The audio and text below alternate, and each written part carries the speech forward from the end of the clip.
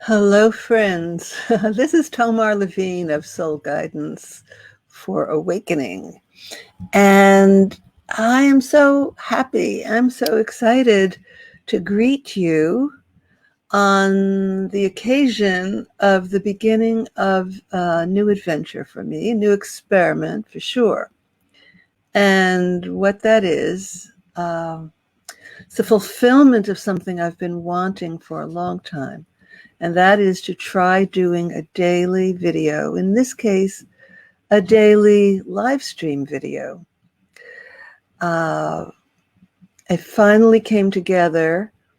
The technical pieces were not obvious.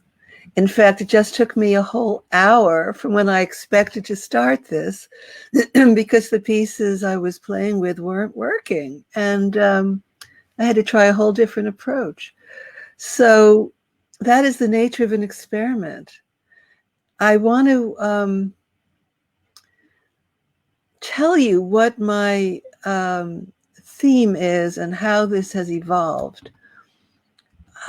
A year or more ago, I had this inspiration, this longing to do something like this that would be a daily, playful exploration without really knowing where it would go or what it would be. I don't know why that delighted me so much, but last night on in a coaching group that I'm in, I was chatting online and describing my idea and putting these technical how-tos together.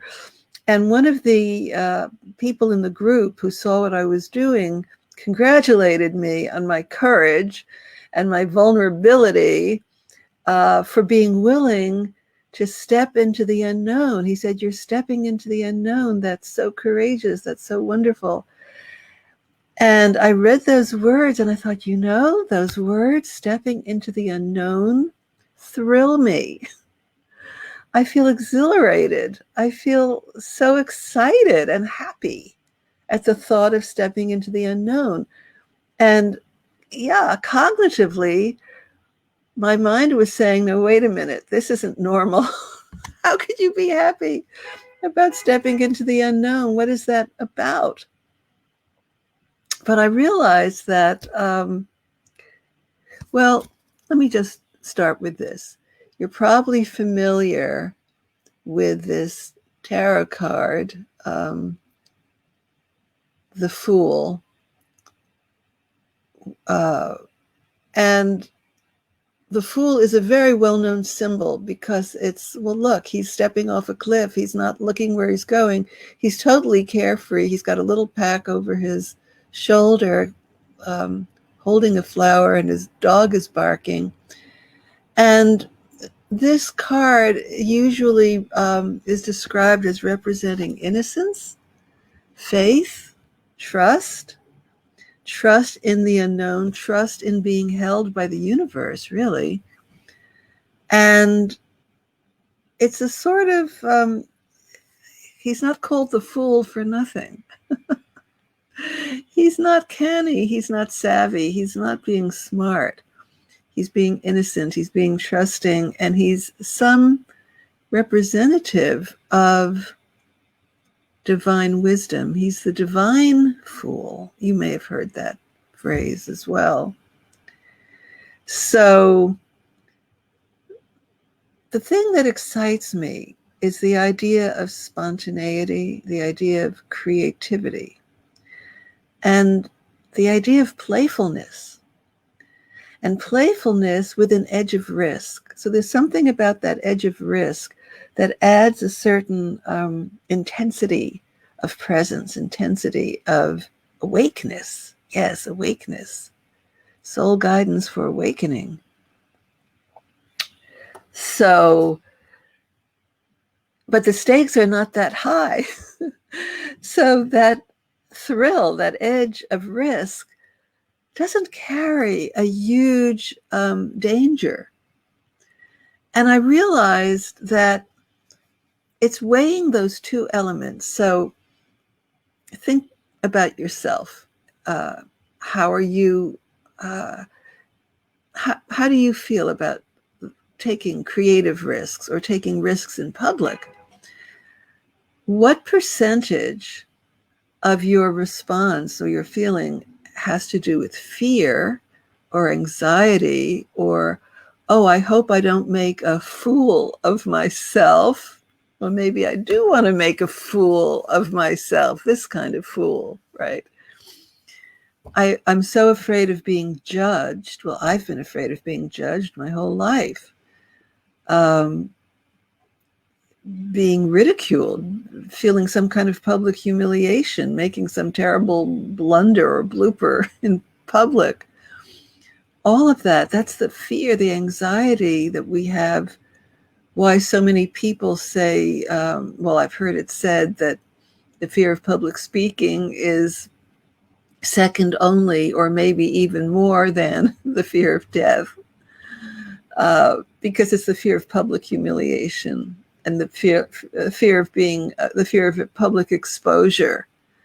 And we are taught that we have to make a good impression, that we have to impress people, that we should look like we've got it all together. We idealize other people that we see in our environment, in the public arena, and we assume they have it all together, and we should, we shouldn't dare show up in public if we're not as together as we think they are. Of course, we often learn to the contrary.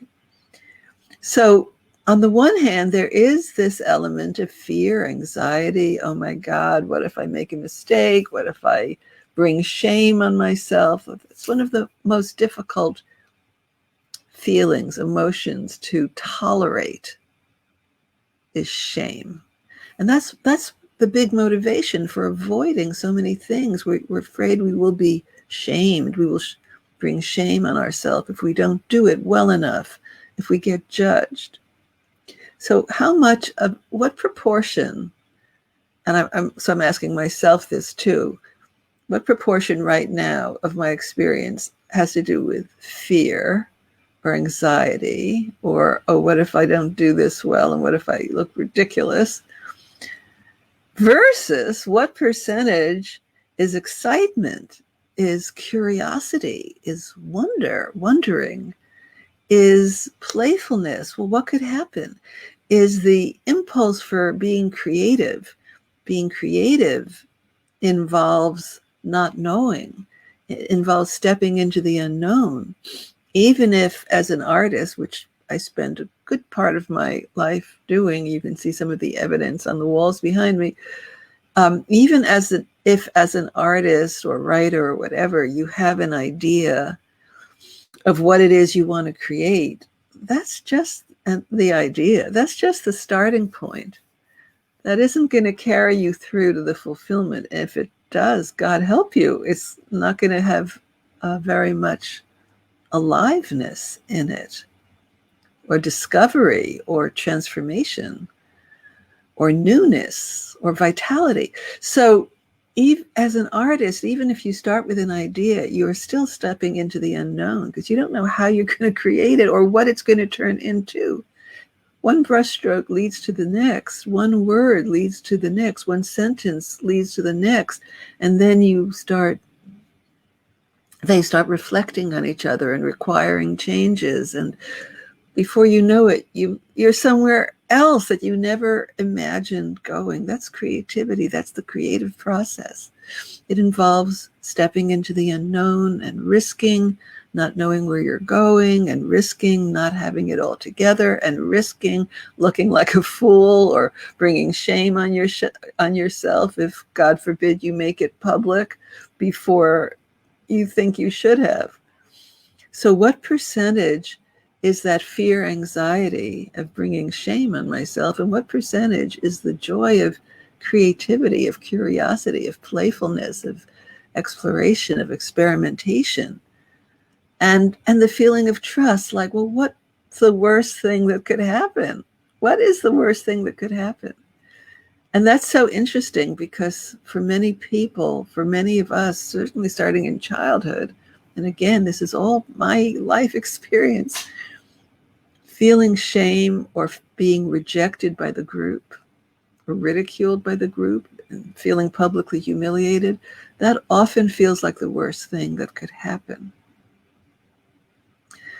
So stepping into the unknown in this form, and the riskiest way I could do this is by live streaming, not pre-recording, which was my original idea, just to sort of cover my bets, right, and be safe.